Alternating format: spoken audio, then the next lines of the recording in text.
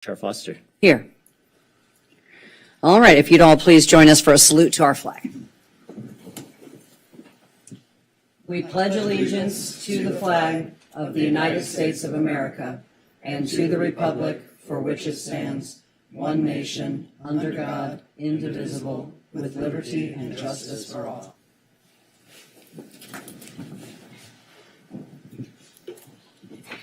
All right, staff has a report of closed session from December 5th. Thank you, Chair. Good evening, Commissioners. On December 5th, 2023, the Board met in closed session and approved the contract of Jonathan Holub as Executive Director at a monthly rate of $19,636 per month. And that concludes my report. Thank you. Thank you. Okay, if all of us can take a quick look at the minutes, if you haven't already, I would love to entertain a motion to accept the minutes from our last meeting on December 14th. So moved. Is there a second for the minutes? Second. Thank you. We have a motion by Gonska, seconded by Vice Chair Leslie. All those in favor say aye. Aye. Any opposed? Abstentions? All right. Minutes are accepted from the prior meeting. Executive Director Condon, we are at item 6, special agenda items. Do you have some announcements for us tonight? Yes, just actually one announcement, but welcome to everybody to our first meeting of 2024. Hope everybody had a good holiday and that it was happy and restful.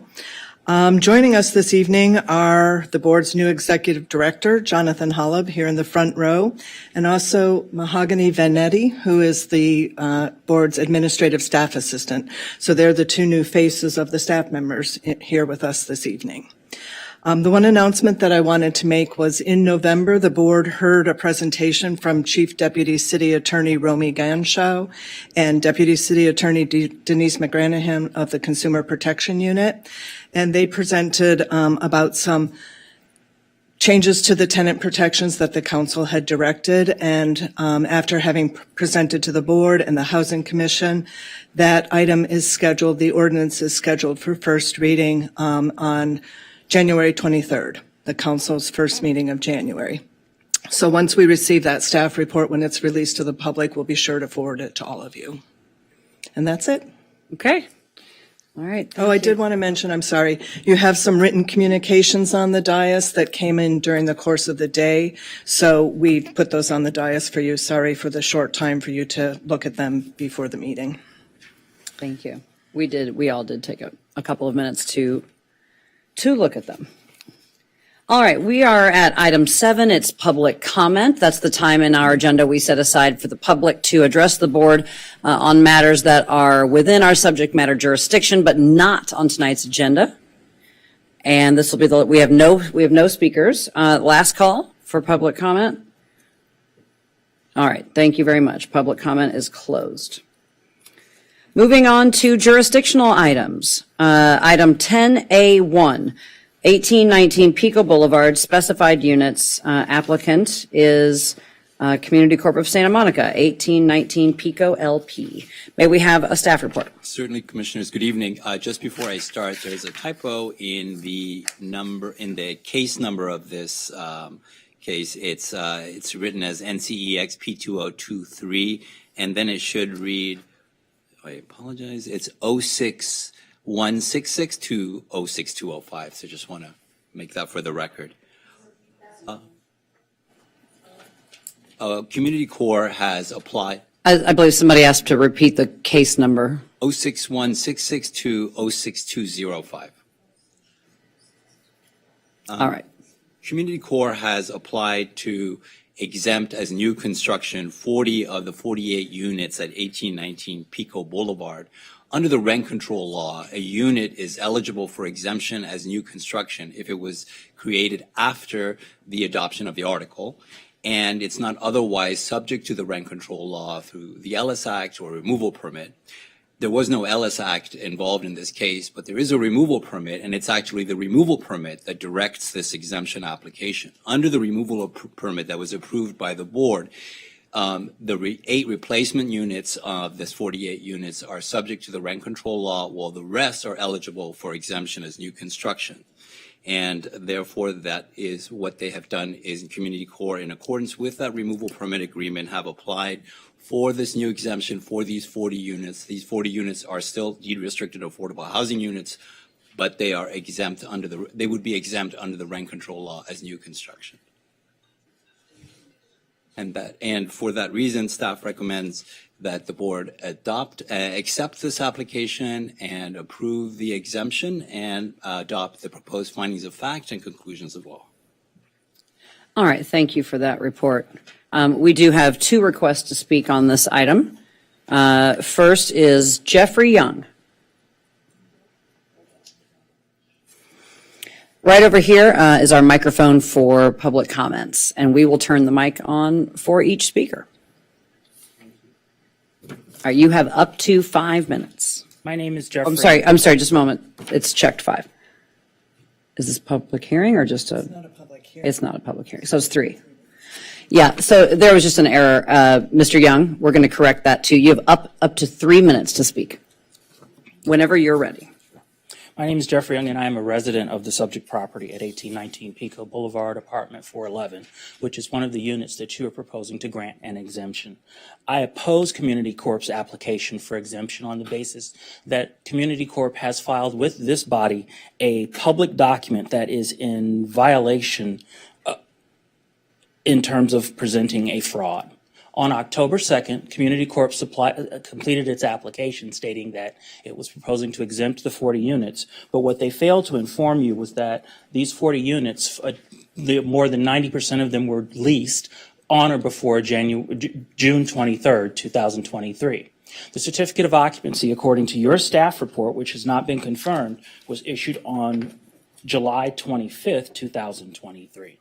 In the state of California, it is well known that pursuant to California Civic Code 1572, that you may not lease a unit without an actual certificate of occupancy. And there are multiple tenants besides myself who are here today who can attest that they signed their leases prior to July 25th. The Section 1805 of the Rent Control Charter requires that the board not consider an application or grant an application to units that are not registered or that are not actually in compliance with all substantial state and local laws. By failing to actually obtain a certificate of occupancy before leasing the units, by operating as an unlicensed real estate agency under the Department of Real Estate, and not using appropriate licensed personnel to show, rent, and manage their properties, Community Corp of Santa Monica is substantially in violation of multiple California regulations and rules. Therefore, it should not be eligible for an exemption according to your current charter. As of today's date, looking at the controlled units database, because indeed the entire property is a controlled property, per your own definition in Section 1801C, even the replacement units on that particular property would still be considered to be controlled units because 1801C clearly states all residential units in the city of Santa Monica, including mobile homes and mobile spaces, and trailer spaces, except single-family homes to the extent provided for 1815, and those units found to be exempt under one or more provisions. In 1801H, it states that the rental unit that it defines as any building, structure, or part thereof, or land appurtenant thereto, or any rental property rented or offered for rent for living or dwelling house units, together with all housing service connected with use or occupancy of such property, such as common areas or rental recreational facilities held out for use by the tenant. That would actually describe the Pico Boulevard property, and therefore all of the units are controlled rental units, not just the ones that they've designated. Thank you for your time. Thank you. All right, we also have Sarah Maher or Maher.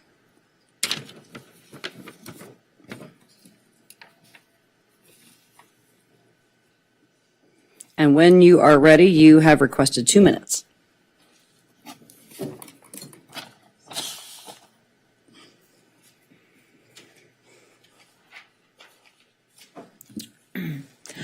Good evening, board. My name is Sarah Mahir, and I am a resident of Santa Monica and the power of attorney and advocate for one of your residents over here at 1819 Pico.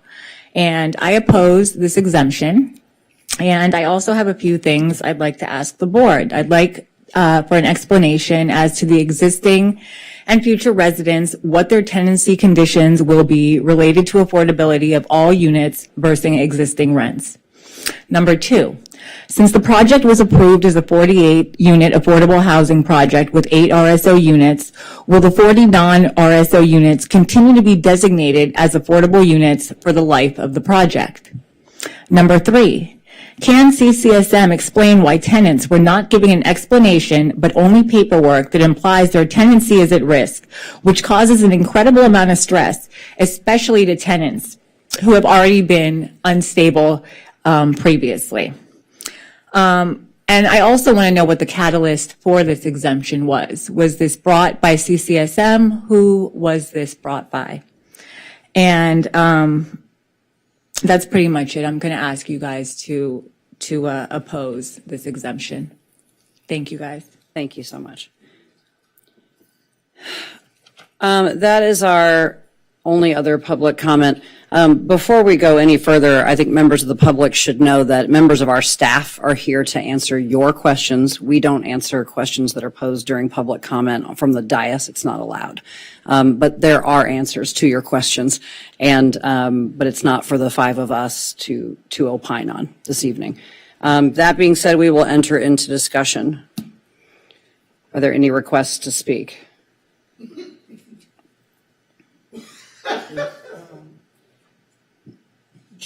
I know this has been Commissioner Gwynn. yeah, this has been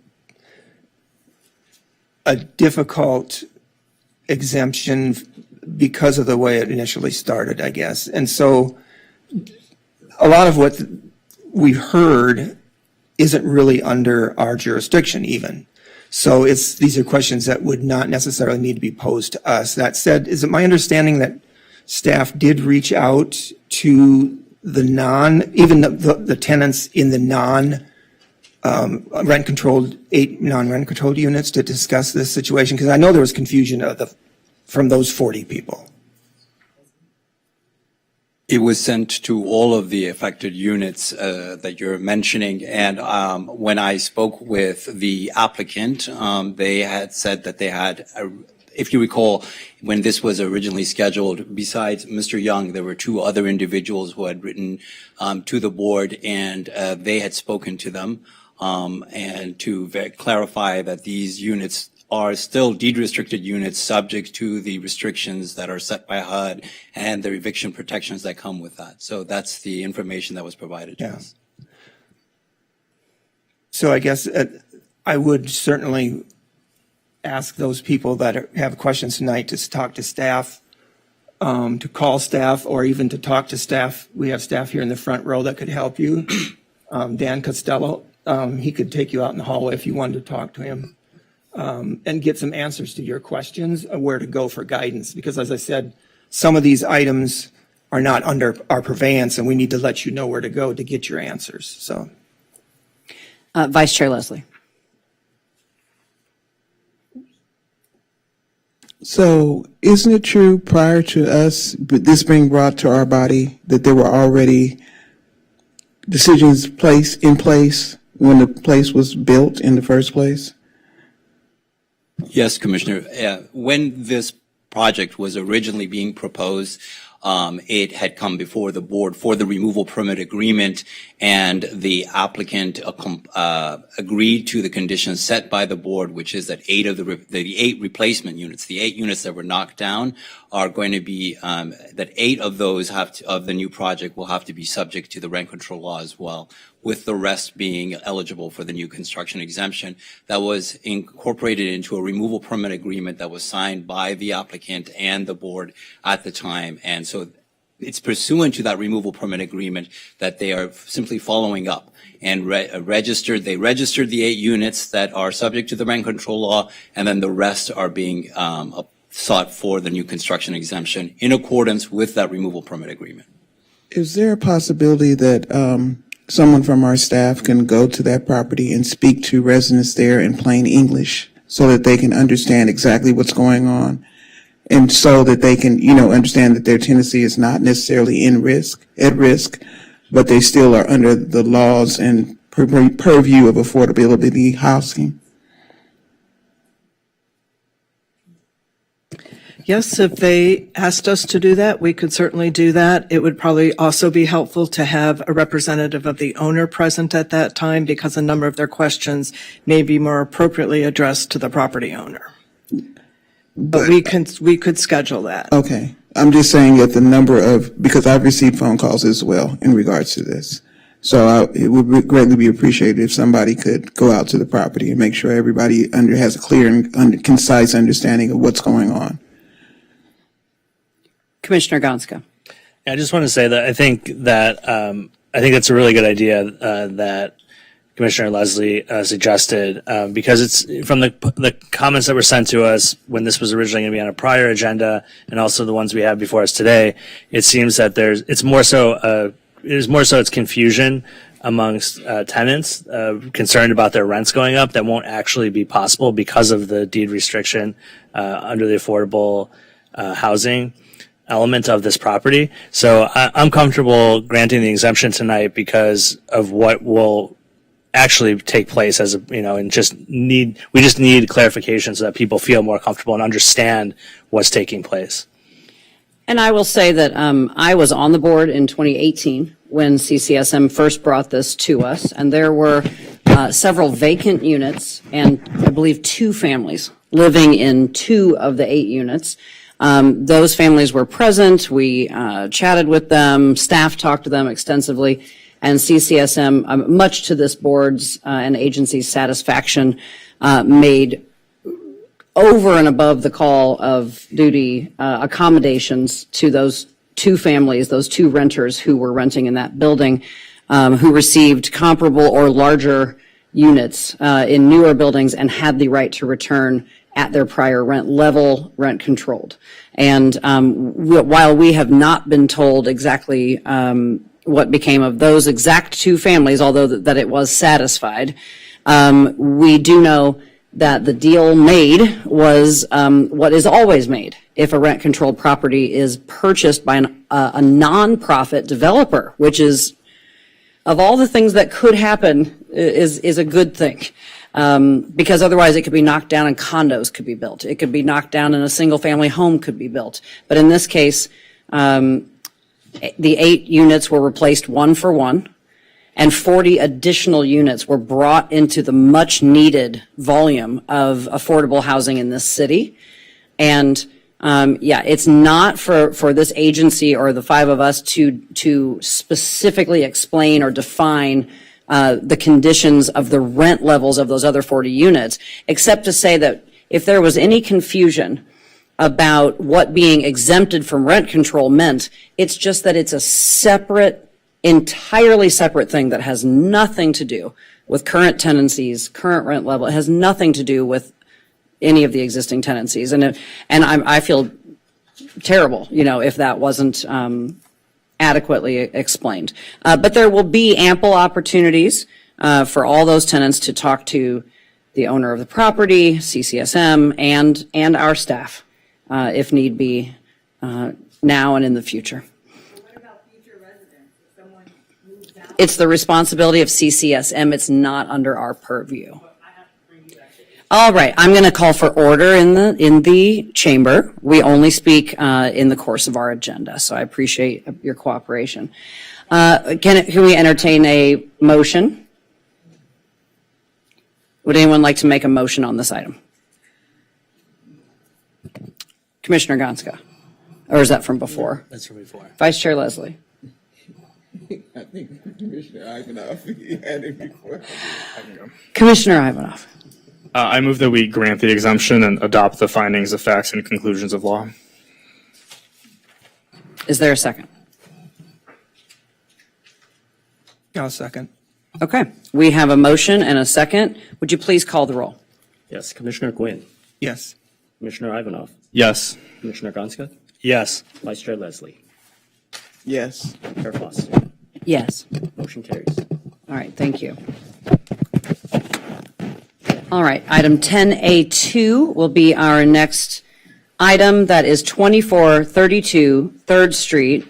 The applicant is P. Withers, the owner. If we could please have a staff report.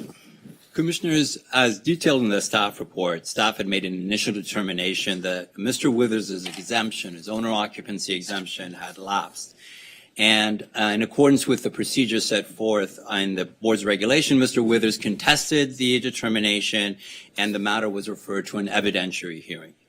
Under the board's regulation for lapse determination procedures, the hearing officer issues a recommendation based on the evidence in the record from that evidentiary hearing, but it is the board that issues the decision. The question before the hearing officer and you is whether the record shows that Mr. Withers continues to live on the property as his principal residence. Board regulations defines principal place of residence based on various factors. Here, the evidence supports Mr. Withers' claim for most of these factors with uncontroverted evidence. Mr. Withers has a homeowner's exemption for the property. He doesn't own any other property. He's registered to vote at this property. He maintains utility services there. His driver's license shows the property as his address. His vehicle is registered to the property, and he receives mail at the property. The hearing officer also noted that during the hearing, Mr. Withers' video tour of his unit showed that he kept clothing and kitchen supplies and cooking utensils and his personal property in the unit. The hearings investigator, Ms. Wodnicki, testified that her investigation showed that Mr. Withers did not own any other property. She also testified that LexisNexis showed the property as Mr. Withers' probable address. And when Ms. Wodnicki visited the site, she observed Mr. Withers' car, which is registered to him at that address. The hearing officer relied on the documentary evidence and Ms. Wodnicki's testimony to conclude that Mr. Withers continues to live on the property. Because that conclusion is reasonably supported by the record, staff also recommends that the board find that the record shows that he continues to live there and that the exemption has not lapsed, and adopt the proposed findings of fact and conclusions of law. All right, thank you. We have no requests to speak on this item. We will enter discussion. Vice Chair Leslie. So, it's a lot in here. It's a lot of twists and turns. Because I read through this, and there's nobody's here for this case at all. Because what it looks like and what it's described in here looks like basically an Airbnb whole setup, even with the personal effects, because personal effects are added to, if you look through Airbnb listings, there are things that make it look like it's somebody's home.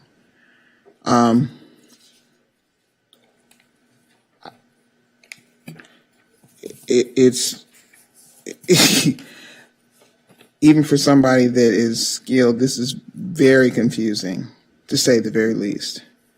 That's all I wanted to start out by saying first off, and We can always come back. come back to it. All right. Commissioner Gonska. Can you explain a little bit more to us about our role here on this case? Because this is different than a typical appeal, correct, in terms of what we're looking for and what our authority is? Can you speak to that a little bit more to help us clarify what our role is in this case? So unlike when you're hearing an appeal, you are not obligated to give any deference to the hearing officer's findings. You are hearing this essentially independently, as if you're hearing this evidence for the first time. So you can review the evidence yourself. The recommendation of the hearing officer is useful to you because she's the one who heard the testimony and who has, gathered all of the evidence. And so those recommendations are helpful to you, but you are not obligated to, affirm if there's the substantial evidence standard, for example, doesn't apply here. Okay, thank you. Another question I have is it appears to me that within the hearing officer's report they described what they thought was actually occurring, similar to what Commissioner Leslie described, where it seems that at least 2 of the 3 units are being rented illegally on Airbnb, because they're being rented short term, and the owner is not on the premises when the Airbnb guest is there. So it seems that the recommendations based upon several of the things that were read tonight, utility bills and voter registration and things like that are listed here. But from what I could tell, each of those items was dated prior to May of 2023, which is when the owner voluntarily told this agency that they had moved back to Texas, or were no longer, I forget the exact language, but they had claimed to have returned to Texas. So I'm wondering how we can rely on that, on those, those things may be accurate, that those registrations existed at the time that before May 2023, but if the owner himself said that he no longer lived there and moved to Texas after those, in my mind, I am not relying on that. So given that the hearing officers, I think from what I read of this, the recommendation is solely based upon those things, they don't carry much weight in my mind. Any other comments before Vice Chair Leslie goes again? Just as an opportunity. Okay, by all means. Okay, so I have a couple of questions.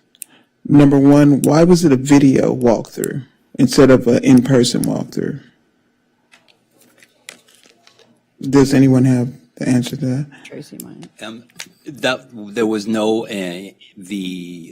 inspection of the unit by Ms. Wodnicki, only the exterior, and because this was a video hearing. During the video hearing, Mr. Withers himself did that tour, but he didn't set up an inspection beforehand. And my second question is, I'll probably go again if nobody, I'm just going to give people time to talk. Is this property licensed to be an Airbnb? Mm-hmm. According to the records, the unit that Mr. Withers is associated with in our records, Unit B, is registered as a home share ordinance. We don't have evidence that the other 2 units are, in fact, registered. We don't know that. But they're listed on Airbnb as being rental units, short-term rental units, correct? Right, but it's not relevant that the other units are not listed as far as whether this is a lapse of Mr. Withers' occupancy. That could be a violation of the home share ordinance, and that is something that we have brought to the attention of the Code Enforcement Authority. And the reason why I bring it up is almost like it's a game of musical chairs. I'm in this unit, no, I'm not in this unit, I'm in A, no, I'm in B, I'm in C. Who's on first, who's on second, and who has home base? Yes, I'm just saying. So those are my comments for right now. So I think it was blatantly obvious that no one is a tenant except maybe the owner occasionally, and it's my guess from what I could read that the owner bops around to whichever unit isn't currently being Airbnb'd and sleeps in wherever, or occasionally goes to Texas to sleep in his apartment there, or occasionally goes to DeLong Prairie Avenue, whatever that unit is, or occasionally visits his daughter in Orange County, as he was talking about. If all 3 units happen to be rented on Airbnb, it's a gross violation of our Airbnb ordinance. And I also was assured by staff that code enforcement has been notified. But the weird part of this case is that as to the requirement, so right now, the property is not a rent-controlled property. It is exempted. What we're being tasked with is finding out if that exemption has lapsed. And the only proof we're allowed to look at is what Ms. Wodnicki observed in her investigation of his claim that he does in fact still live there. I read the same thing about Texas, but it was a strange sentence. Returned to his birthright political status. as a Texan. He didn't say I moved back, but that, who knows what that meant, because he's not here to talk about it. But it's really odd that our only, and maybe this is yet another thing we should take a look at someday, is our criteria for what qualifies, for this exemption to lapse or not lapse. And in this case, he's got all the things, right? He doesn't have another residence, another tax claim, his car is registered here, all the things are registered here. I think it's extremely thin. I would love to find a way to lapse this exemption. I'm just would like to hear from other commissioners while we think about this. Commissioner Ivanov. So whether this is his principal place of residence, is that the only factor that is in part of this analysis? There's no multi-factor test that we can look at? Okay. Him living on the property as his principal residence is the only thing we can look at. So the property is all 3 units. If he's living in one and leaving the other 2 empty, if he's, that's an okay use because it's out from under our jurisdiction currently. It is not a rent-controlled building right now. It only becomes one again if he's found to be lapsed.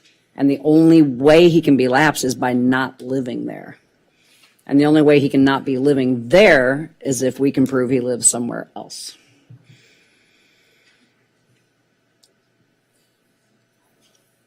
It is certainly a strange case. And in 8 years, one I have not come across.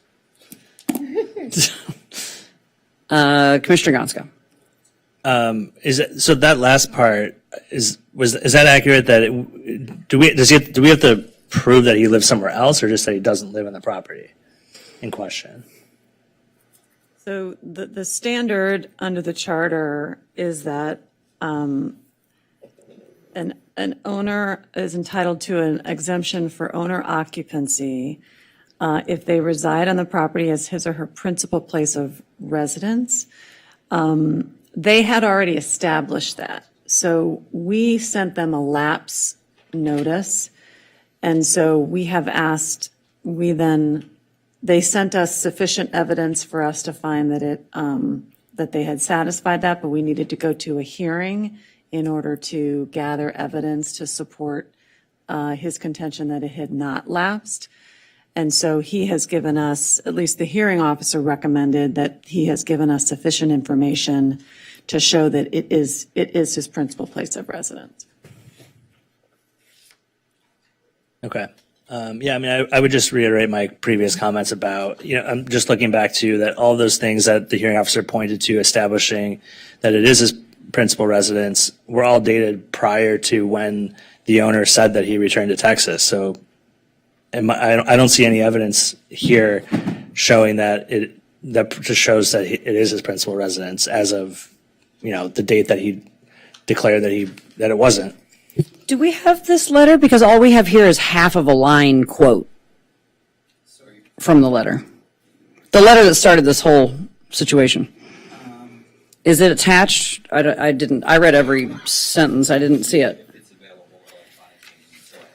Okay. We'll pause while you do that because Because there was a link in the email with the packet for the e-files, but when I click that, it says that the link has expired. So I think that's where it would be.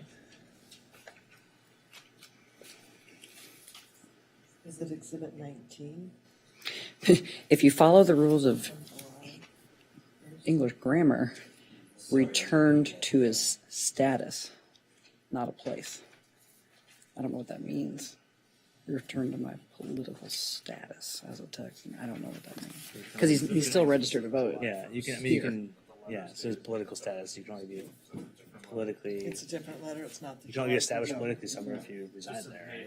Right? I agree with you. It's murky, but I think you can interpret that different ways. And is this letter what triggered the lapse finding in the first place? It's not just the letter, it was the letter that also the investigation, also the fact that Ms. Woodnicki had found the listings of these units on Airbnb. And based on those things, we made an initial determination that the exemption has lapsed. And the owner contested it. And when they contest, then what we do is we send it over to the hearings department to have an evidentiary hearing. And that's how we got to here. So if we lapsed this owner exemption and he doesn't have any tenants and he continues to bebop around between the three units and Airbnb them illegally, that doesn't really affect anything, right? Because there are no tenants to set a rent level 4. Right. With regards to that issue, yes. We don't know of any. So if he tenants of this continues, property. even if it becomes a rent-controlled building, it's still just as illegal to Airbnb whole units as it was when it was exempted. Correct. If you So were, yeah, it's really a job for code enforcement. yeah, but I mean, in theory, though, he could at any moment decide to rent them to Tenants. to a regular year-long lease tenant, and then the question would be: is it a rent-controlled unit or not? And can I ask one last question before I yield? The unit he claims to move into when he gets an owner occupancy exemption in the first place, if it's unit B, Yes. then if he subsequently moves around the property to see, let's say he really does decide to live in C, decide to live in A, does that change his status as far as the exemption is concerned? No. So long as he resides on the property. All right. Commissioner Gonska. That's old. That's old. Vice Chair Leslie. So now I have another question. Did the investigator look at the records for Airbnb?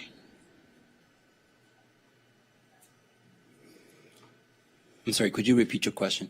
Did the investigator look at the records for Airbnb? How often were these units rented out? Oh, subpoenaing. Yes. I do not believe that the hearing officer asked for that information. I think we should take this back until we get that information, because that'll give us the percentage of time that he's been there on the property. Is remand an option? Staff? Remand is an option. I'm not sure. One thing I'm not sure of is to the extent to which Airbnb actually provides information regarding that, and if they have specific information about whether somebody is living in the unit that they're sharing, or if the whole thing is being shared, they wouldn't necessarily have that information. Yes, they would. Well, could we make this a joint investigation between code enforcement and our hearings department to attempt to gather the information? I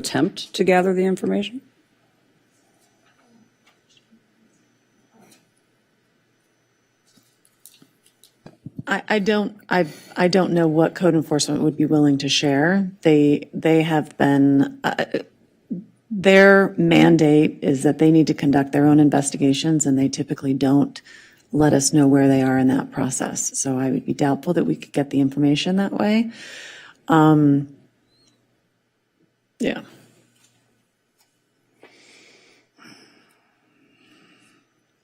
Commissioner Gonska. I mean, personally, I don't think that we need that information. I was also noted when I was reading through this that the hearing officer stated that it's also instructive in reading through the Airbnb reviews, that there's no mention of the owner being inside the unit during the guest stays.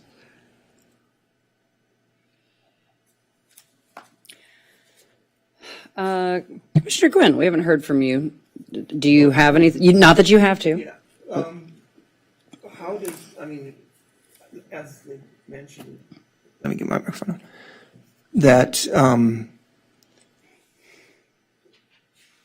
I don't know that remanding is the way that would resolve anything necessarily because of what the general counsel said, but how does the time limit factor into this if we remand it? As far as. Oh, you mean the time we have to dispose of the Right. case? Unlike an exemption application, which is automatically granted if the board doesn't act within 90 days, there's no other specific provision Okay. of that type. Okay. Commissioner Ivanov. Yeah. Oh, sorry. Were Well, you- I was just going to say that I too find this very disconcerting about what's going on in the property, but I also, it's difficult to sit here and say, no, we shouldn't grant the exemption just based on the rules of the exemption, but it's still, I'm not very comfortable at doing that. I just am not. Commissioner granting an Ivanov. exemption. So I didn't catch that timing part. So Your microphone, please. do we have a? No, hit the. Oh, They weird. fixed mine, but now that one's off. You can use mine. Talking Lonnie's. So do we have a timing issue? Are we bound by a certain limitation here? No. Okay. So I would just say that if we're not, clearly we all have concerns here, and I think we're all uncomfortable with this situation. And given the fact that we're not bound by the same appellate standard of substantial evidence, I don't see a reason to just uphold the hearing officer's recommendation based on the standard if we're not bound by that same rigid standard like we usually are, if we are all clearly uncomfortable by the situation. So if a remand is an option, whether it be complicated, and I think that's an avenue to pursue if we're not bound by an artificial time limitation that Or we could just lapse it right now. That's what we're being asked to do. We're being asked to, so right now, the board office has sent him a lapse notice saying, we think you have lapsed. He has submitted evidence to say, no, it hasn't lapsed. Let me maintain my exemption I already have. So we're being asked to, did that happen? We're being asked to judge that right now, de novo, which, to your point. So let me say this a different way and see what the rest of you think. I'm not convinced this man treats this property as his permanent residence, as his principal place of residence. I think he goes to Texas. I think he goes to Orange County. I think he goes to whatever's on DeLong Prairie Avenue. And I would say that perhaps you could surmise from the evidence presented that it's not often enough to constitute a principal place of residence, and would support the agency's determination of the exemption having lapsed if it's not his principal place of residence. I mean, we've seen cases where people can come pick up their mail or get their mail forwarded, get their ballot forwarded, even though it says one address, they're not another, all the time. I have that feeling too, but what is our proof? Because All the other addresses, multiple other addresses, and the frequency of use by Airbnb means he's not there. Commissioner Gwynn. I was just going to say that I don't think we need to show that proof. We have to say that he didn't show enough proof to us. Correct. And so that's where we come from. Vice Chair Leslie. I was going to just basically say I concur with what you're saying. Your comments, I concur with your comments. I concur with yours as well, Commissioner Gwynn. It's an insurmountable amount of evidence that this is not consistent with a residency. From the registration to the phone records that trace him back to Texas on the phone that he's utilizing. And just the Airbnb, different people staying at different times. I just wanted more, to stack up, but okay. Commissioner Gonska. I guess I would agree with that also. Do we have a motion there that we want to move forward with? So if the board is not going to adopt the findings of fact of the recommendation, the board has to adopt its own findings of fact. So there needs to be some recitation of the basis for your decision for the record. What form does that need to take? Phraseology, is it Is it conversational, or does it need to be in the form of a particular I think it would be. framework? I think what would be helpful is to just, and however you want to take input from your fellow commissioners, is have a list of what you all believe The laundry is list? the evidence Okay. that supports your conclusion. Let's see if one of my last acts as chair is to recollect what I've heard all of you say so far, and please correct me if I'm wrong. We have the letter talking about returning to Texas. We have the phone bill registered to mother's apartment building in Texas. We have evidence of multiple trips to sometimes stay with the mother, visit the mother. We have trips to visit the daughter and stay with the daughter. We have the ads for all 3 units, including the one he's supposed to be living in, on Airbnb, I would add with no mention of the host. with being- no mention of host being present, as is required by law and as would indicate that he lives there. And what am I missing? Did you say the tenant, the short-term tenant that said that he was staying there?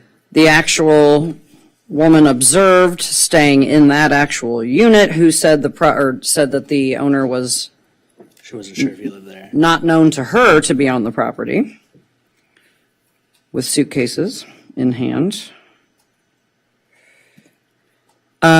There's also the very interesting and unreliable, let's not forget, we haven't really discussed the other 2 people who gave what might be untrue testimony, perjured testimony, that they live in this unit, know that unit, and that one of the units mentioned was his unit that he supposedly resides in.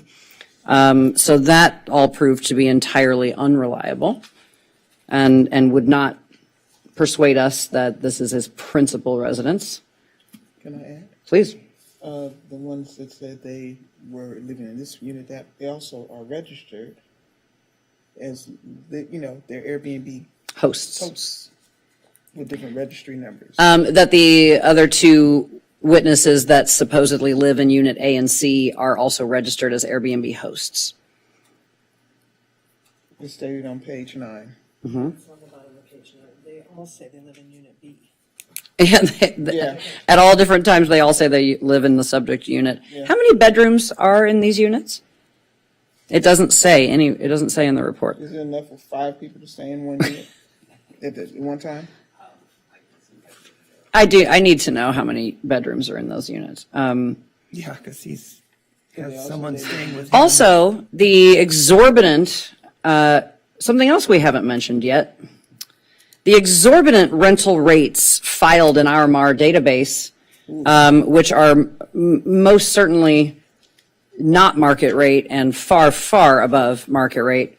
We've seen this before in other circumstances which don't need to be discussed here, but we've seen this before where in an attempt to evade Airbnb detection or punishment for Airbnb from the rent board for excess rent were somebody to end up staying, they made the monthly rent the price of the nightly Airbnb fee times 30 or higher, which is far in excess of what a typical 1-bedroom or 2-bedroom would rent for. In this case, well in excess of $5,000 a month. Haka, did you find the number of bedrooms? I'm still getting into that. Okay. Tracy, do you happen to have that? It's in the record as part of our property report that we put in there. Unit A has, according to our board records, 1 bedroom. This is Exhibit 7, Thank you. just so you know. Unit B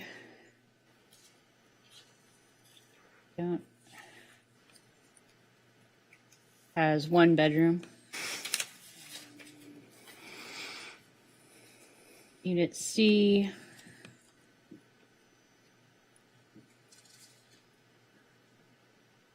also has one bedroom. Thank you so much. Yeah, I think you hit the nail. $5,400 one bedrooms. That's more comparable to a penthouse on San Vicente with ocean views, not Or at least where a this is located. 4-bedroom apartment. Three, yeah, that's 3 bedroom. So the exorbitant rental price would seem to reflect a nightly rate multiplied by 30, in our opinion. It's part of our recitation of reasons. I count about 9 to 10 reasons there. Do you think, council, are you satisfied that we've recited enough reasons? Well, another one that Commissioner Gwynn. just under, and this is kind of touches on what you've already put in there, but under item 50 on the list, it says that no credible information was presented as to how much time he spends at the subject property. So it could have been offered. And so it's like, however, there was no contradictory, but we have no evidence that shows the time frame there, so. Thank you. No affirmative evidence of time spent at the residence. I count that to be 10, a nice round number. 10 things. There's no magic number. Those are certainly findings of fact which support your conclusion. So, thank you. I feel supported. Do we need to state it in any other way, or do we need to we need to make a motion to sustain the initial lapse, or what? Just to Yes, what you're going to do is make a motion to find that the exemption has lapsed and you have adopted findings of fact and conclusions of law to that effect. I'm going to move that we lapse this exemption for this property and at 2432 3rd Street. This exemption is now lapsed, and we're going to adopt these findings of fact and conclusions of law. Is there a second? Second. Would you please call the roll? Yes, Commissioner Ivanov. Yes. Commissioner Gronska. Yes. Commissioner Gwynn. Yes. Vice Chair Leslie. Yes. Chair Foster. Yes. Motion carries. 10B1, an appeal, 1745 Franklin Street, Unit 1745 and a half, appellant in Jonabin, owner.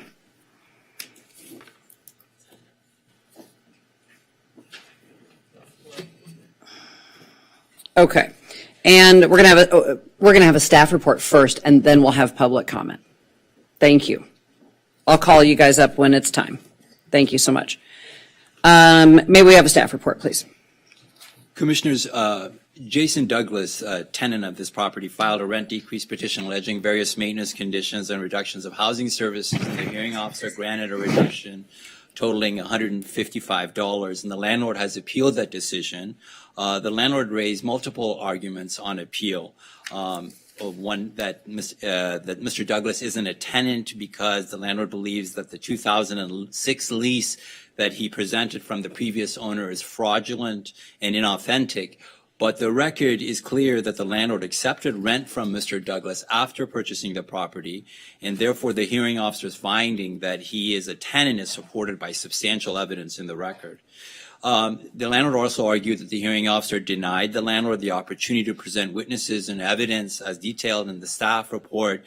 The hearing record contained no evidence to support that claim. And the landlord claimed that the only reason that she's not been able to repair any of the conditions in Mr. Douglas's petition is that he has not let her in, or actually let her repair persons in to do the work, despite multiple notices that were sent to him by text in advance. The Civil Code allows landlords to enter into a unit to perform necessary or agreed upon repairs. But the Civil Code specifies that the notice must be in writing, that it be personally delivered to the tenant or left with someone of a suitable age and discretion at the premises, or left on the door so that a person could reasonably find it.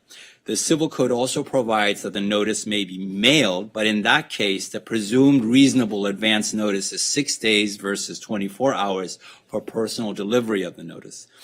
The relevant statute then goes on to say that the only exception to these requirements are an oral agreement made within 1 week of the entry for emergencies, if the tenant is present and consents to the entry, or if the tenant has abandoned the unit. Courts have been very clear that the landlord is prohibited from entering a unit unless they comply with the civil code's requirements. Texting the notice is not one of the methods specified by the statute, and the record doesn't contain any other evidence that shows that the landlord complied with the notice requirements to enter Mr. Douglas' units. Therefore, the hearing officer's finding that the landlord had failed to comply with the civil code's requirement to enter the unit to perform repairs is supported by substantial evidence and is in accordance with the law.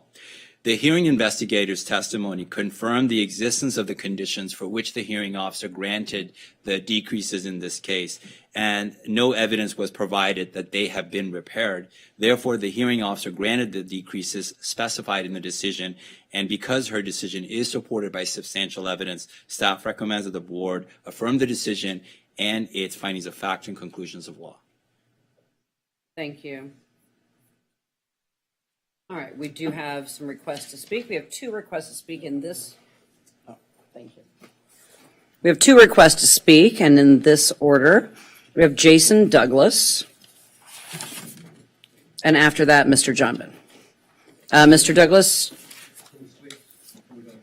Yeah, it's the appellant. We'll hear from the appellant first. Absolutely, that's correct. We hear from the appellant first, if they so desire. Mr. Johnson?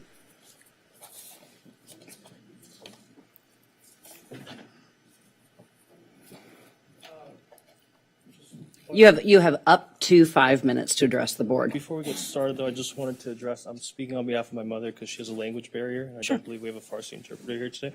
That's fine. So is she gonna step up there with you, or? She could if you'd like. Or It's- Jason could go It's not first. necessary for her to stand next to Because if you want to, unless she wants to. Barrier, and so if she wanted to say something, you would have to translate instead of her sitting back there. Yeah, of course. I was just going to say, do you have prepared remarks of hers that you're simply presenting? Right, yes, yes. Oh, okay. But we don't mind if. Whatever you want to do is up to the 2 of you. Can Mr. Douglas go first? You're the appellant.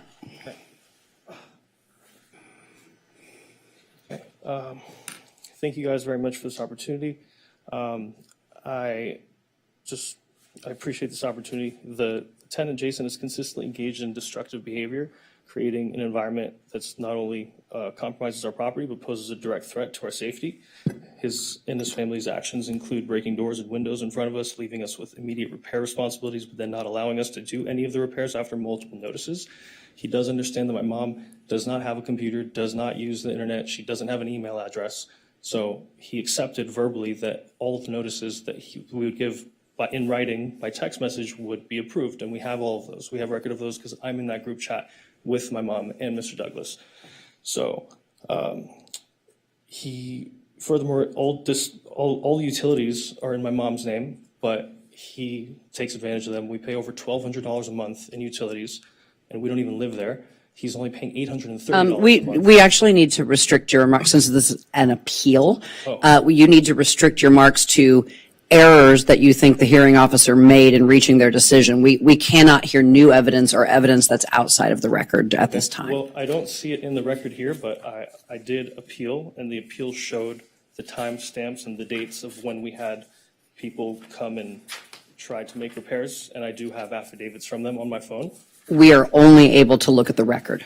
Okay, well, that's an erroneous error then, I believe, and I believe it does call for a de novo because it's not here, but I do have record of it being filed with the city and timestamped in the time that was allotted, but it's not in this record that I'm looking at here. But we've had at least 4 different workers come in to try to make these repairs, and every single time he has not allowed us to.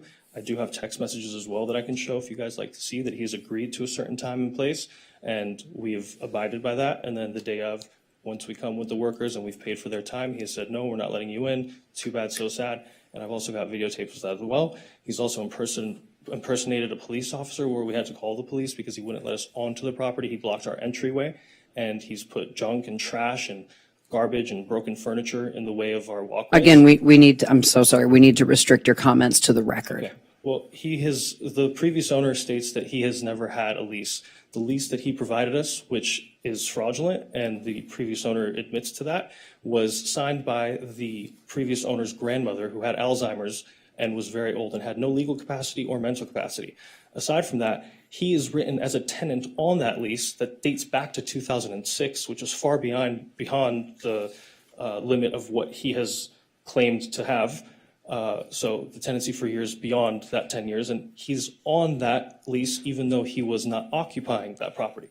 He didn't come onto the property until 2017, and he mentions that in the other appeal that we had for a gas leak issue, which he fraudulently claimed, and we called to have the gas company come out to fix, which he did not even let them in.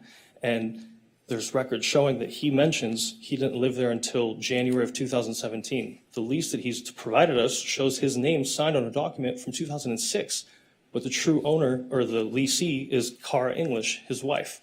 So it's just unbelievable to me how this could even happen. He neglects the property, he sabotages my family and I. We have had to call the police many times. He parks in our spaces. His own lease mentions that he does not have any laundry room and he doesn't have any parking. Yet he takes advantage of these areas as he wishes. He's kicked down the doors. I've witnessed it myself, his shoe print on the door. He's broken the door and then he's offered to me if we'd like him to fix it. And I said, Again, "No, I'm we're so gonna sorry. fix it We ourselves." have to restrict your comments to what's in the record. I'm so sorry. This is not an evidentiary hearing, Okay, so well I'm then sorry. I move you to look at number 6, lease authenticity. Although my mother foolishly did accept the rent from him, she was not aware that the lease was fake until we got in touch with Dr. David Brown, who lives in Indiana. And he made mention to us, and I could read it to you if you'd like, the email where he states there was never a valid lease. He knows nothing about it. He's never signed it, and he was the only one that had any legal capacity to do so. Aside from that, I think under the doctrine of just fairness and ethical good faith, this man knows all the ins and outs of the system. He used to work here in the rent control office. He has told us in our face, laughed at us and said, "I'm going to sue you guys and make hundreds of thousands of dollars from you before I leave." He doesn't even live there regularly. He's always having other people there. I believe he's renting the unit out, and that's illegal. We can't be having that. I always see strange, other people there, and they're always leaving the lights on. They waste the water, leaving it running for no reason. Always ACs blowing. I mean, could we be fair here? Why are we paying for all of his utilities and he doesn't even let us do anything with the land? Every time we've ever brought a buyer over there, he's told them to leave. Thank you so much. Thank you for your comments. All right. Can I make one more mention? He legally converted the garage into... That's your time. That's your time. Mr. Jason Douglas.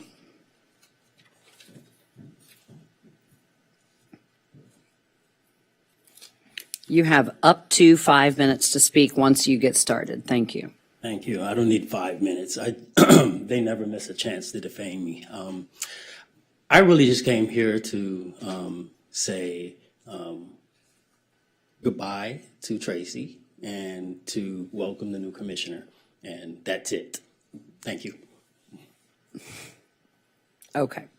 All right. That will end public comment on this item, and we will enter discussion. Do any of the commissioners have any opening comments that they'd like to make or discussion to enter? I'll start with a question for staff since I don't see anybody. Commissioner Gwynn, go ahead. Just a question to staff is, in this instance, because of state law, on the proper communication, texting isn't considered part of. There are other types of notifications that we do consider the normal avenue of communication as being acceptable going forward, but is that obviously doesn't play here. Right, because this is about entry to perform repairs, and that is specifically governed by the Civil Code section that I mentioned, and courts have been very specific that that has to be followed. Okay. And staff, isn't it also correct that a lot of some of the things we're hearing about the parts of the case that don't have anything to do with the appeal are areas of contract law that we have no jurisdiction over? As far as this case is concerned and this appeal, just what is before you in terms of repairs, whether they were done, and is what's at issue here. Right. And the determination seems to be clear of the inspector that the things that needed to be repaired did in fact need to be repaired, and the rent was reduced accordingly. What goes on before or after that is not of our concern in this appeal. Is there any other discussion? Sir, that was your time. We can't accept any other comment. We cannot accept any other comment in the chamber at this time, in this point in the proceeding. Thank you so much for understanding. Commissioner Gonska. So it appears to me that the question or the claims of whether the tenant is allowing the landlord in to make the repairs is only one element of this here. That isn't. There are many other claims that the appellant is making here that the staff report lays out as inaccurate or not valid. So I think really the only question that it seems from the appellant's comments here tonight is about whether or not they were let in for repairs. Is that correct? Is that what you guys took from that as well? Commissioner Ivanov.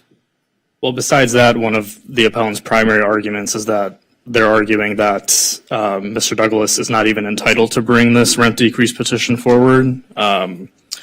But again, as we have in our report here, courts have held that repeated acceptance of rent payments over an extended period of time is evidence of a landlord's consent to a tenancy, notwithstanding the absence of a lease. So the standard here is the acceptance of rent payments.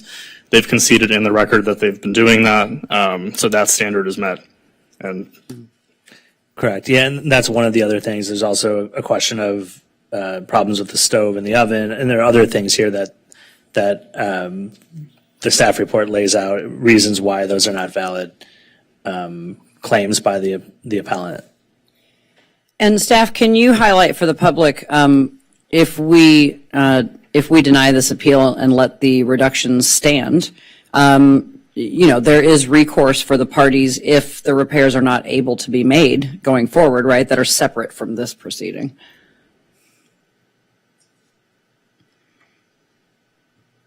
Right, so the landlord has the opportunity to comply with the hearing officer's decision, and if those efforts are thwarted in some way, then they can bring that to the attention of a hearing officer in a compliance determination, and those claims can be heard then.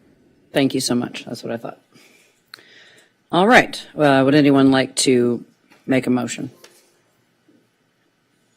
Commissioner Gonska. I don't have a motion yet, but I just wanted to point out that that through the discussion here tonight and also through numerous other resources, the landlord, at this point, it's reasonable that they would understand exactly how to give notice to the tenant to address these issues. So if this appeal is up, if the hearing officer's decision is upheld here tonight, there's a very, very clear direction and next steps for the landlord to take to remedy these issues and eventually bring the rent back up to the MAR before this reduction. Mm-hmm. Yeah, anything else outside of that is outside of our purview in the scope of this appeal. Anyone else? All right, Chair would entertain a motion. Commissioner Gwynn. Yes, I move that we deny the appeal and affirm the hearing officer's decision and the findings of fact and conclusions of law. You don't have to be called on. Just a second. I second. All right, we have a motion and a second. Commissioner Gonska. Yes. Commissioner Gwynn. Yes. Commissioner Ivanov. yes. Vice Chair Leslie. Yes. Chair Foster. Yes. Motion carries. Yeah, we don't have to call on each other for a second or for a motion. Yep. All right, item 10B2, a decrease reconsideration, 1138 Princeton Street, Unit B. The appellant is the owner. May we have a staff report? Commissioners, tenant Fari Mualif filed a rent decrease petition alleging various maintenance conditions and reductions of housing services, and the hearing officer granted rent decreases totaling $835, and the landlord has appealed that decision. The landlord argues that the record doesn't support the decrease amount granted for the loss of the garage amenity.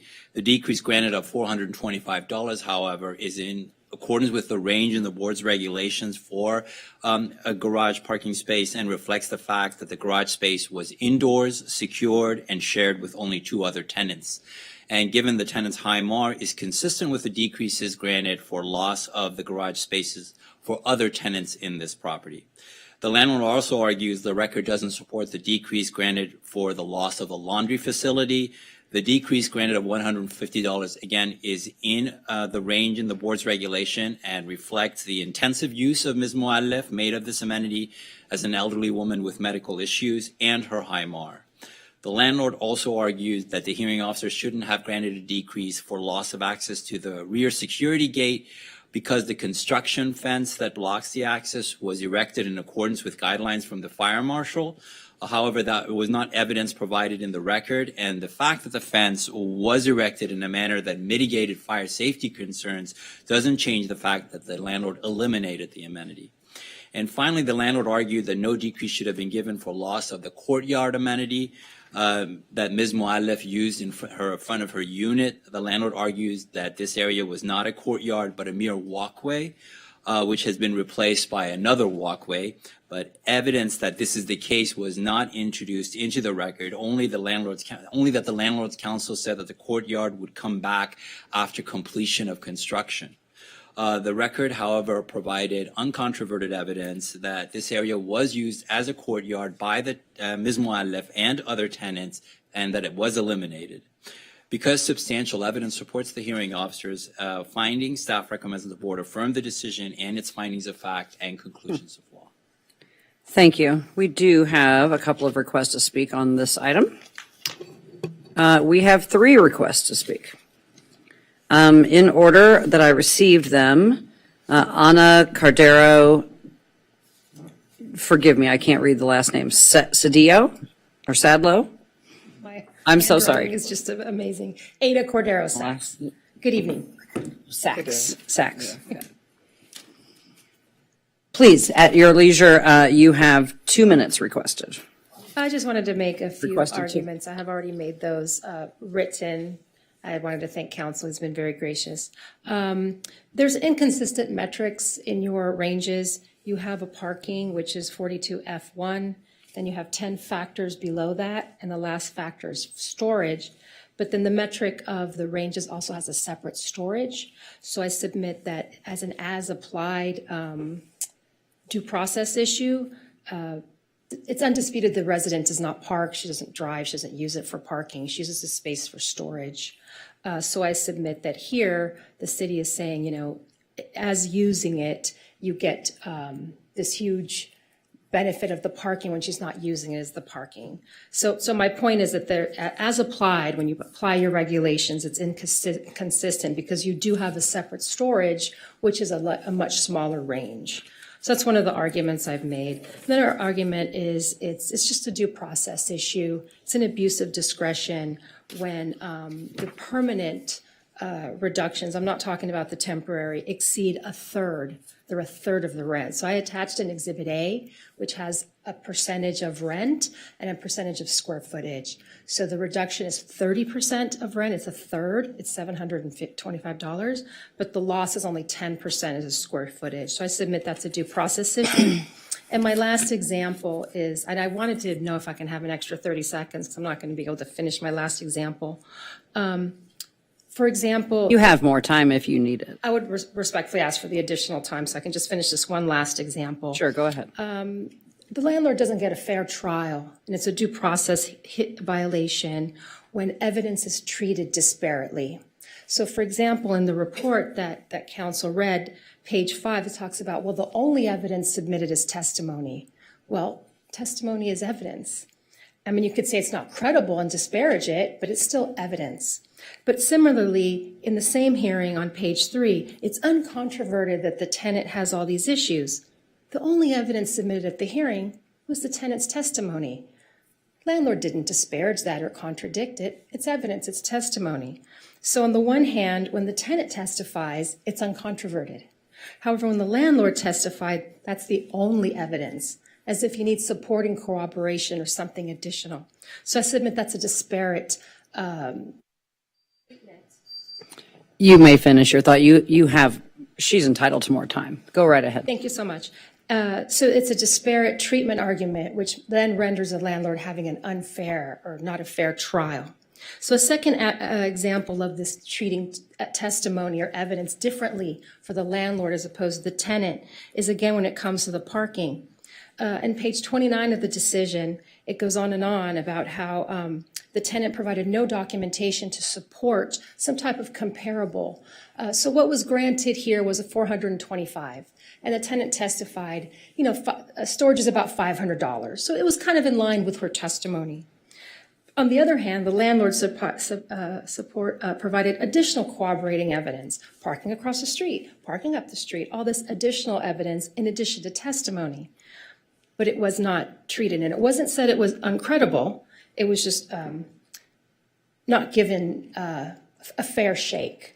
So in terms of a due process issue, I submit that there's an issue with how the hearing officers treat the evidence.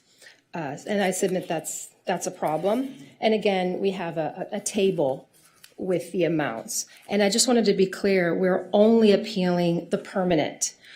We are not appealing the 2 temporary items, although we talked about it in the appeal. We're not appealing the $30 security gate or the windows, which is just a maintenance issue. We were just appealing the $725, which was a permanent reduction. And again, I understand this residence MAR is a little higher, but if you look at my Exhibit A, and it's very tiny, so you got to put your glasses on, you see the percentages, and it's I submit a violation of due process. Thank you so much for giving me more time. You're fine. Thank you. Take care. I had a question. I sit down though, right? Just a moment. The Commissioner has a question for you. Specifically on the laundry issue, is the basis of your abuse of discretion argument there the Santa Monica Properties versus Santa Monica Rent Control Board decision? Is that kind of the main case law that you're using to support the abuse of discretion argument there? It's not a very good fit. So I'd say, I'll take it, but it's not a very good fit. My argument was better stated in terms of the use. There was uncontroverted testimony that the resident wouldn't use anybody's laundry no matter what. So there's no satisfying that standard. Can you elaborate why you say it's not a good fit? Well, I don't want to argue against myself, but that's kind of the problem, unfortunately. But. Yeah, well, that's You don't have to answer. No, I'd like to answer. I just don't think that my argument is more that the hearing officer abused your discretion because the amounts are so high. They're all on the very high end.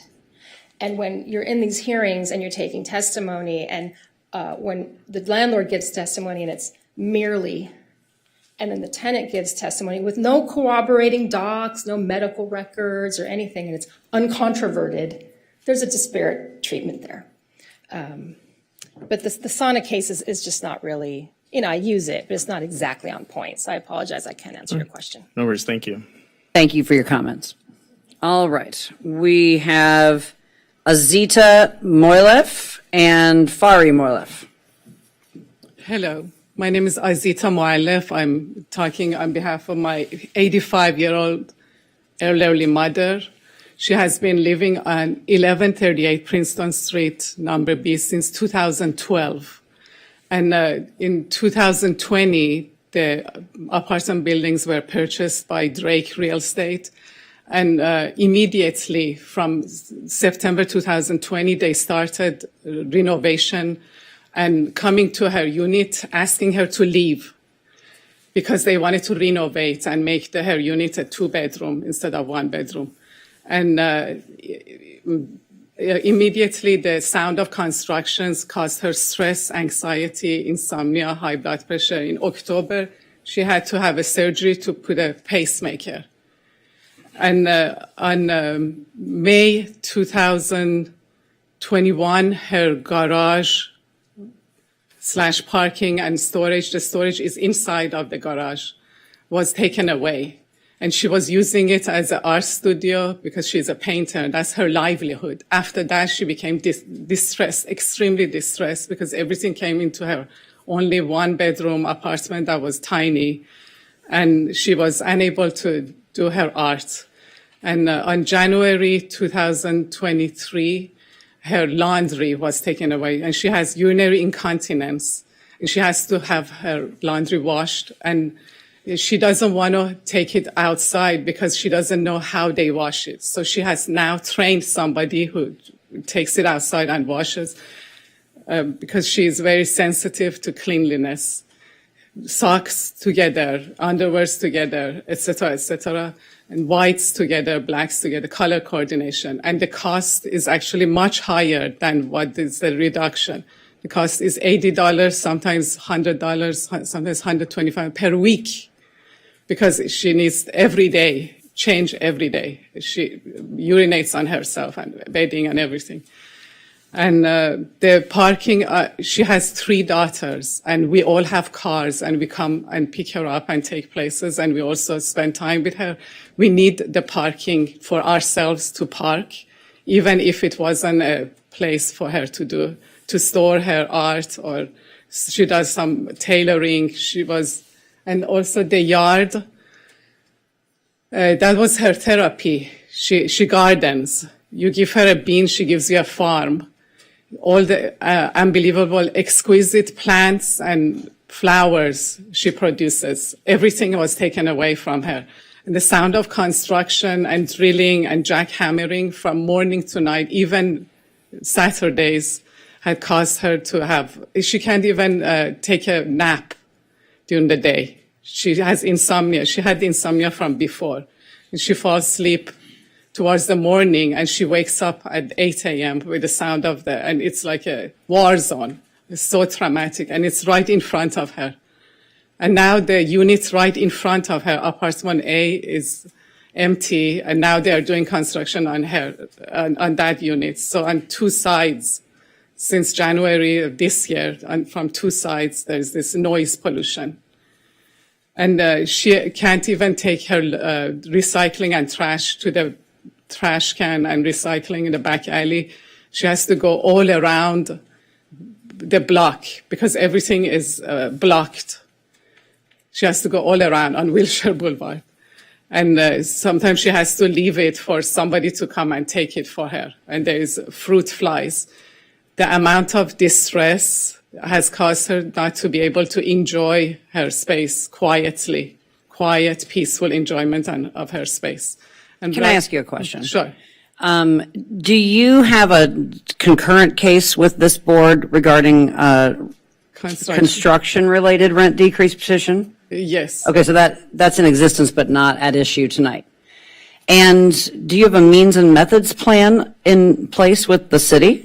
Yes, the construction has taken much longer. And also there was But the city is dealing with that.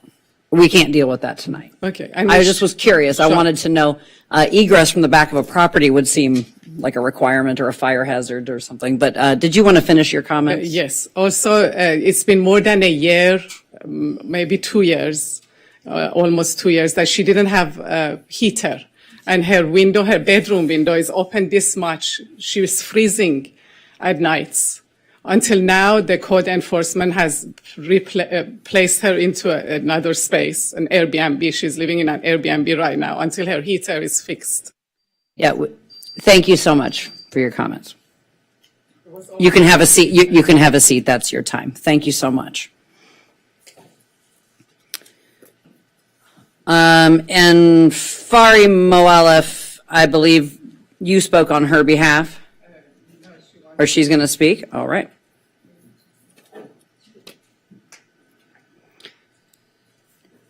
And since you spoke for 5 minutes on her behalf, she's limited to 2. Okay. Hello. I am Fari Moalef. I have 6 children and 11 grandchildren and 2 great-grandchildren. I am a painter. I am an artist. And I am living since 2012 in this apartment that I am living right now. So since I moved from previous apartment to here, and I asked them that I have lots of plants, and also I am artist. I want to use the garage as my supplies, art supplies, and sometimes I am most painting and lots of activity.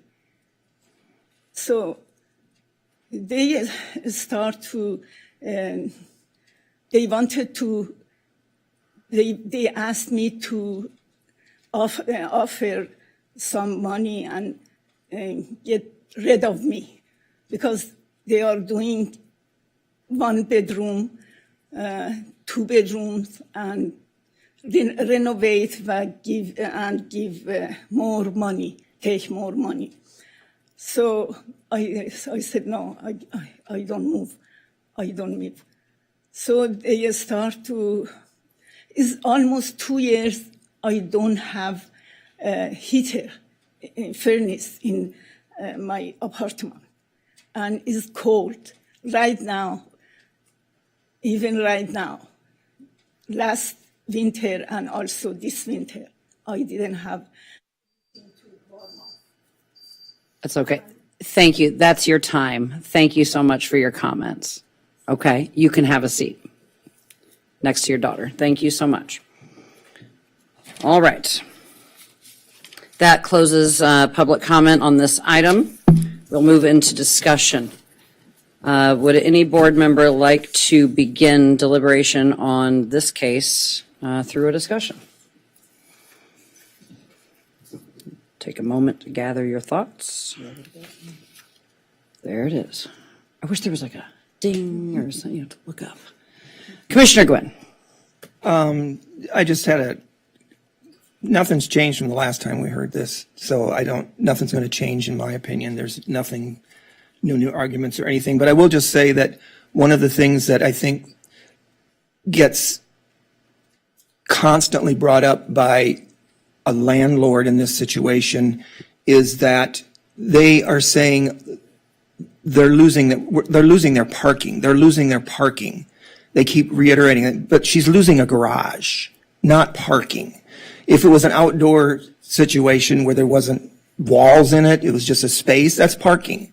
This is a garage, and as we all know, anybody that's had family, that's had a garage, there's a lot of people that never park their car in their garage.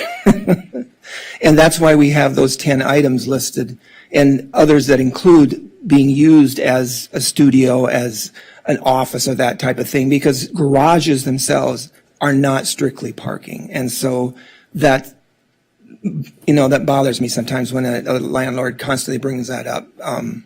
So anyway, that's I just want to mention that. But like I said, there's nothing new that's been brought up tonight would change my mind on this case. Thank you. Commissioner Gonska. I'd just like to add that I looking specifically at the list of conditions and the amounts of the decreases awarded for those conditions, and considering the appellant's claim here tonight and in the appeal that they're disproportional to the overall rent, I must say that I disagree with that. I think that each of the amounts listed for each of the conditions is, as stated, well within the decrease ranges within our regulations. And they seem proportional to the high MAR to me. So I would concur with Commissioner Gwynn that I would vote to support the hearing officer's decision. Okay. Well, seeing no other comments, would you like to move to do so? I would invite you. Sure. So I move that we affirm the hearing officer's decision and findings of fact and conclusions of law. Do you have additional comment before we? Just want to second the motion. Great.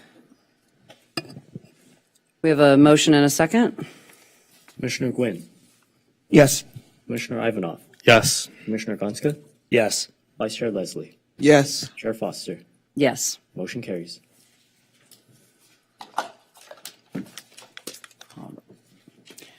All right.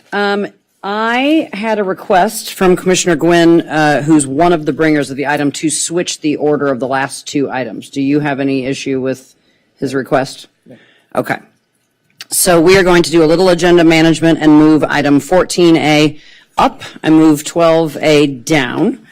So next on the agenda is 14A, a board discussion item.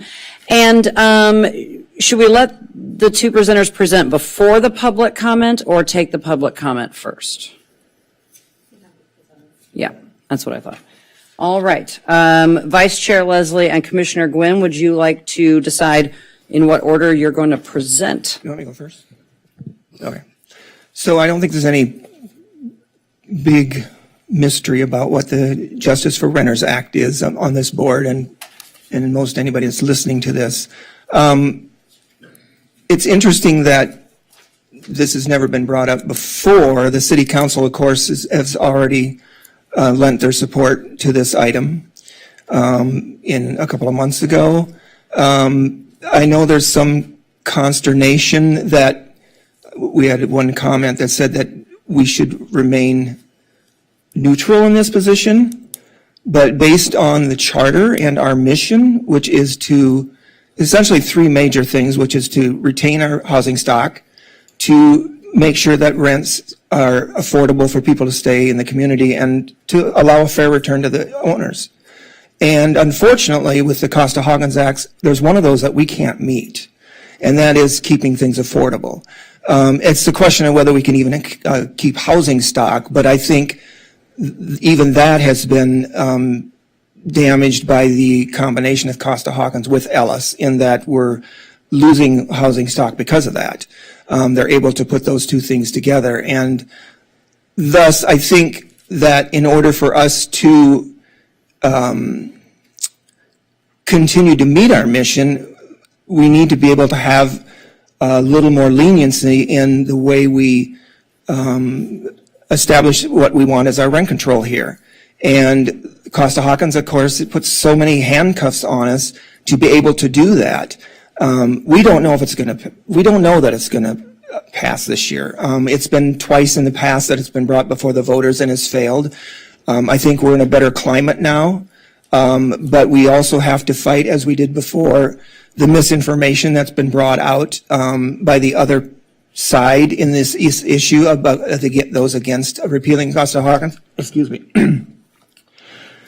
And it's a lot of that's misinformation that's fed because there's more money being fed into the other side. And I think we need to lend our support to this to meet our mission. And as others have mentioned, that as leaders in this community, as the City Council, we should be willing to lend our support to this and not just let people assume that because we're the rent control board that they have our support. So that's what instigated this. I think the misinformation, I think that's out there, there's numerous things, but the major one is that if this passes, there's rent control in the state of California. And that could be no farther, it wouldn't even change anything here in Santa Monica unless we decided to change things. This just allows us to make changes as we see necessary. And we don't know, any of us, if this would pass, what rent control would look like in Santa Monica, to be honest, going forward, because there's going to have to be some conversation to decide what we want to do with that. And admittedly, this has come up in the past. In 2018, Chair Foster was on the board at that time when it came before this body to decide what they wanted to do. And they decided I went back and actually listened to both of those meetings recently just to listen to about what was talked about back then. And a large part of it was they just didn't feel that they didn't have enough time. And they started in March talking about it, to do anything about it, to make any changes before to the ballot, we went to the ballot measure. So I don't know whether we want to go with that situation. I don't know if this is the proper time to even talk with that, because it has to go to obviously if we decide to do something, it has to go to the City Council, and they have to decide to do something, and they could decide to do something different than we want to do, or they could agree with it, or they could decide to do nothing. We have no idea what they may decide to do. So I think we as a body also have to be prepared at some point to decide what we want to do going forward on this as well. And I think we need to do that sooner rather than later. Rather than just let it, okay, let's just let it die and see what happens. And maybe that's what we want to do, because that's what they did the last time. They just decided to let it lie. And I know there was a lot of discussion about what would happen if we did nothing. And I know at that time our general counsel was had his opinions, and there were other opinions about whether it would change anything or not. But the board decided at that time just to let it lie, not to take it to the city council, to the ballot, potentially, to make any saying, for example, saying if Costa-Hawkins is repealed, this is what we want to do. And so therefore, like I said, they just decided to let it lie and let it play out. And I think part of it was because they didn't feel it was going to pass. So I think that was a part of it as well that was mentioned by a couple of the board members, that it was such a long shot that why worry about it now? So I think it's important for us to support this right now, to get our names behind it and to start getting the conversation amongst the rent control board as well about going forward, about how we feel about what should or shouldn't happen with this case. And I defer to my colleague to add her comments. I am not a long-winded commissioner.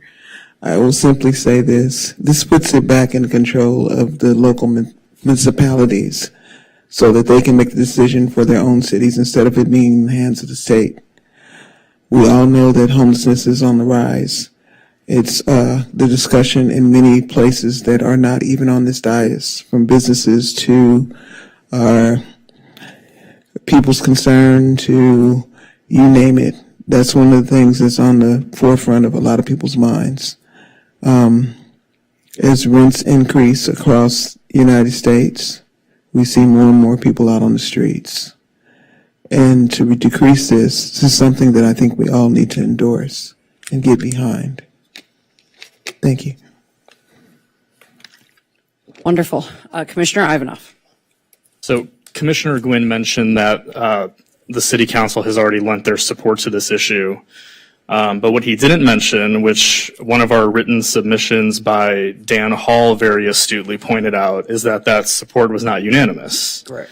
There were several council members that abstained, and Council Member Parra voted against the measure. So I think we have a real opportunity to show leadership and unity on this issue here, and I hope we do so. Wonderful. Having been there back in ye old 2018, we decided to take it up early to what you call opine. We just wanted to opine.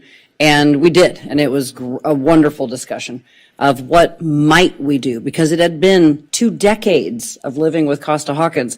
What would it look like to perhaps, as a city, make a new law for ourselves to reflect the changes of a repeal in Costa-Hawkins, or even any changes to Costa-Hawkins, as with Senator Wahhab's bill or other attempts to change or alter Costa-Hawkins. And though we did not ultimately decide to send a changeover, part of the reason was also because it wasn't timely. Nothing had passed yet at the ballot box, so there was nothing to send to council yet, procedurally. But we had wonderful data prepared by this staff, reams of data that actually helped inform a lot of other conversations we've had since then about rent levels, profit levels, how many units have had increases. And we even went so far as to parse it, because a lot of times landlords around here like to talk about, well, this many units haven't had an increase. And it was in some of the comments we received for this item. But the units that have had an increase, it's been so disproportionately high for the basket of goods people were contracting for, that it more than wipes out the smaller number of units that have not had as many increases. And we even broke it down into 5 years and 10 years and 15 years and 20 years. So we got to look at all different sorts of MAR registrations. And it was clear, crystal clear, and some wonderful data to work with. And what we sort of opined on was very fair. It was not just, oh, of course, we're going to freeze all rents. The word freeze was never used. And I take exception that it was quoted as such or implied. There was definitely a look at some fair shakes at units that hadn't had an increase in, say, this many years versus this middling number of years versus more recent turnover. And of course, we looked at it with an eye towards what the law would support after we would pass such an amendment to our own charter amendment. So that being said, we've supported this the first time. We've supported it the second time. We've supported actual pieces of legislation by Richard Bloom, by Wahab, and others, AB 1482 with rent levels. Of course, we're going to support it. I am going to vote to support this. Do you want to make any comments before we ask staff to draw it up? Did you say we have some speakers? Oh, we do have one speaker. All right. Yes, thank you. And we'll take that speaker. Would that be all right if we took the speaker first? Sure. All right. That's my error. We should have done that before we entered discussion. Yeah. Zoe Munchener, you have 3 minutes. We changed the order? I forgot.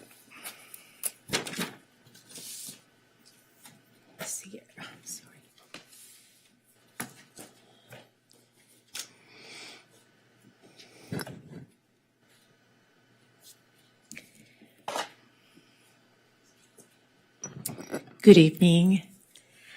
First, farewell to Tracy. Thank you so much for your support through the years. You're going to be missed, and I put your name on the attention at the Board of Trustees at Santa Monica College because they're developing housing for students, and I think you will be perfect if you decide to come back to work.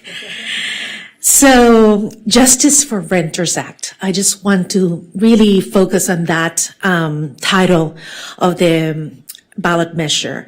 Of course, I support it. And of course, I think it's a great idea for the rest of California because we're seeing every day what happens. But beyond the ballot measure, we have to really pay attention of what justice means to us. I have discussed with you and I brought to your attention in your packets issues that I'm having with my former landlord. This is California, 500 California apartment 12. This is 829 Broadway apartment 202. And now we are 1131 14th Street. So the same issue, the police.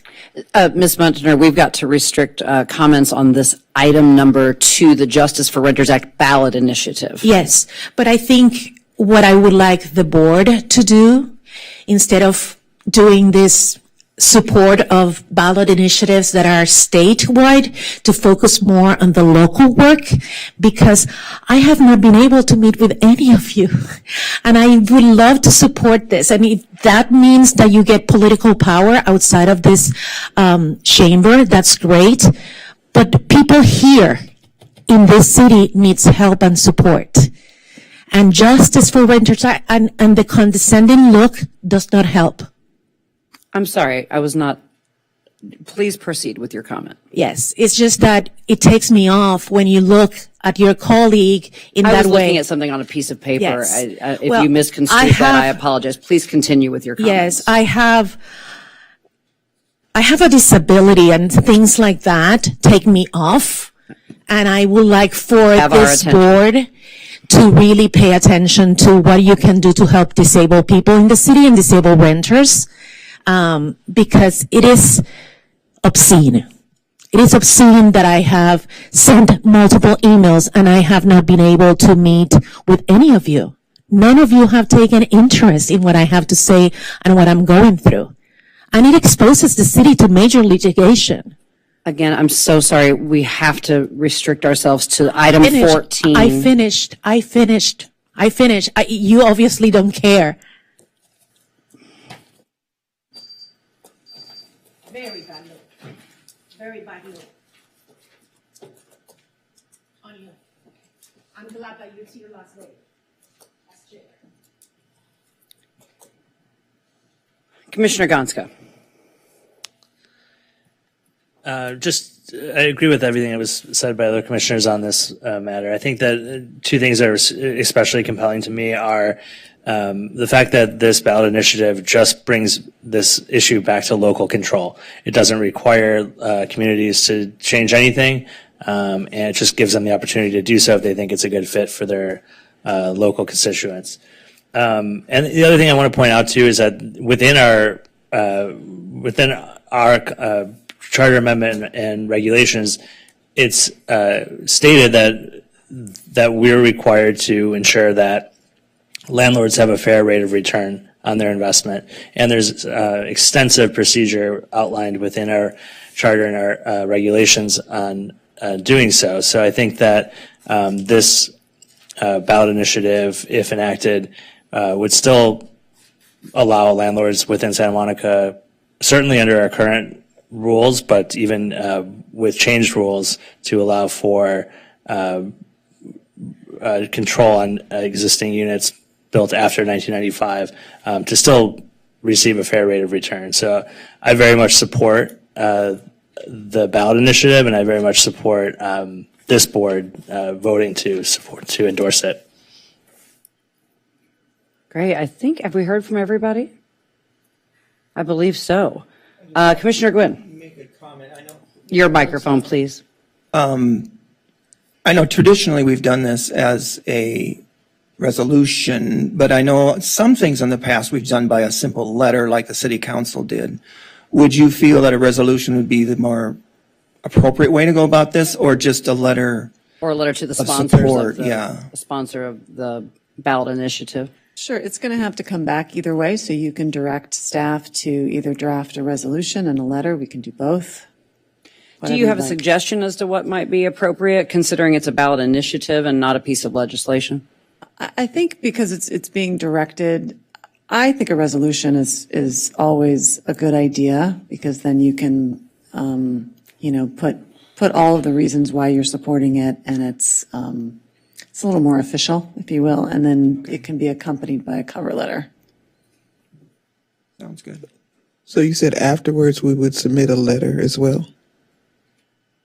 If you go the route of a resolution, you'll pass a resolution, and then a cover letter will accompany that resolution. Okay, thank you. Yes. So I'm hearing unanimous consent for this. Do you need to hear anything else from us? All right. That it doesn't require a motion. All right. Thank you so much. And thank you for bringing the item.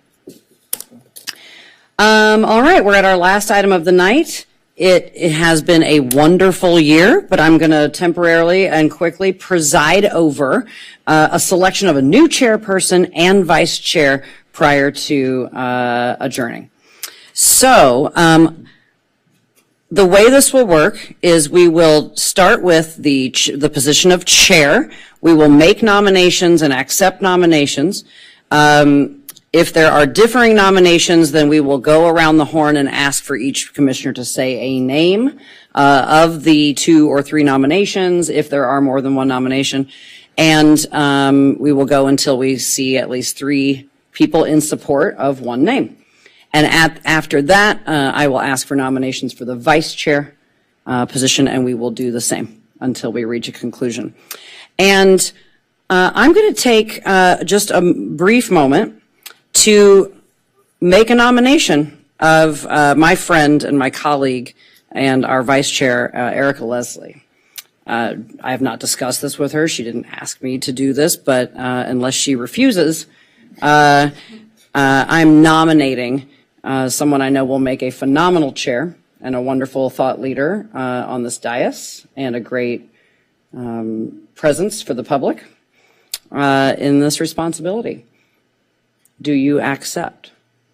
thought we was going to everybody first. Well, you, we, yes, you, okay. we don't have to, you don't have to let us vote on you if you don't want to, so you have to accept the nomination first. Accept the nomination. Very good. Are there any other nominations for chair? Okay. Seeing none, would you please call the roll? Yes, Commissioner Ivanov. Yes. Commissioner Gonska. Yes. Commissioner Gwynn. Yes. Vice Chair Leslie. Yes. Chair Foster. Yes, and I would like to congratulate you on not only becoming our chair, but also the first person of color, a woman of color, to be the chair of the Santa Monica Rent Control Board. Congratulations.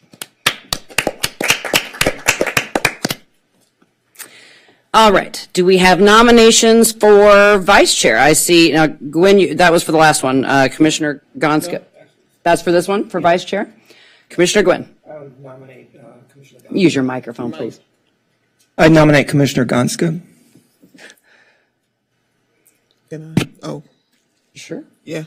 Do you accept? Well, it's funny you said that because I was going to nominate Commissioner Gwynn. So we're at a stalemate. So if you both accept, we would have to take a round robin vote. I would defer to Commissioner Gonska. I would prefer to have him as the chair. That would be my preference. Do you accept a nomination for vice chair? Yes. Thank you. Wonderful. All right. May we have a roll call vote with his name? Were there any other nominations for vice chair? I thought we kind of, but yes, to be clear, I don't see any others. Okay. All right. Commissioner Gwynn. Yes. Commissioner Ivanov. Yes. Commissioner Gonska. Yes. Vice Chair Leslie. Yes. Chair Foster. Yes. Motion carries. Congratulations. Thank you. Yay! Well, in adjourning, I just want to say it has been just as fun and exciting the second time I got to do it as the first time, and I hope that all of you will get the same joy and charge out of the responsibility of, sometimes it's easy and sometimes it's not. It can be a challenge. So thank you so much for tolerating me and my long-windedness and my jokes over the last year. Wow. You laughed. I know you did. Thank you for being a great chair. All right. Thank you so much. We are in adjournment.